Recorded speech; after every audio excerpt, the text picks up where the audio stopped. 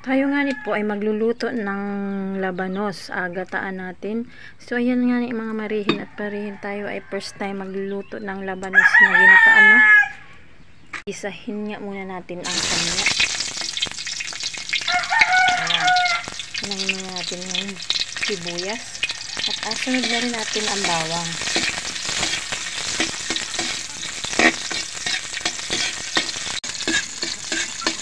Pagkatapos, alagay na natin ang labanos. Alagyan natin ng paminta.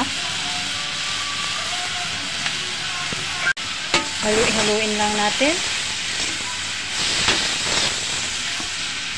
At ating takpan. At ayan na nga ni po, alagay na natin ang gata.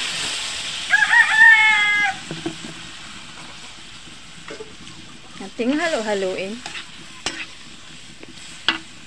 Alagyan nga po natin ng dilis pang sahog.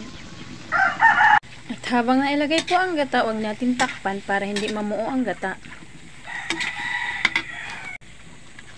Dagdagan nga natin ng asin na kaunti at bitsin. Tchadan! At luto na nga ni po ang ating ginataang labanos. Tara, kain po tayo. Thank you Lord sa blessings.